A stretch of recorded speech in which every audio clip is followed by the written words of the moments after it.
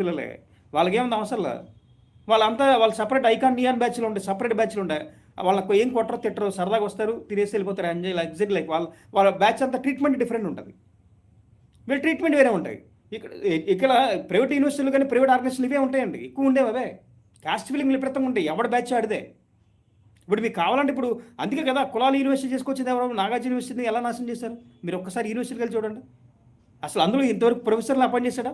ఇంతవరకు government junior కాలేజీలో ఇంతవరకు నారా లోకేష్ కానీ వాళ్ళ అమ్మ కానీ లేకపోతే వాళ్ళ అమ్మని ఎందుకు మాట్లాడుతానంటే వాళ్ళ అమ్మ ఎన్టీఆర్ ట్రస్ట్ చైర్మన్గా ఉంది. ఆవిడ మొత్తం కూడా ఏదో నేను క్లాట్ కోచింగ్ ఇచ్చాను పిల్లలు బీకేశాను అని చెప్పి మొన్నటిదాకా వచ్చి కృష్ణా జిల్లా ఆవిడ పుట్టిన ఊరిలో కూడా తీసుకొచ్చి ఏదో చేస్తానని చెప్పి లాభించింది. అందుకని ఆవిడ పేరు మాట్లాడుతున్నా. లేకపోతే ఆవిడతో మాకు సంబంధం లేదు.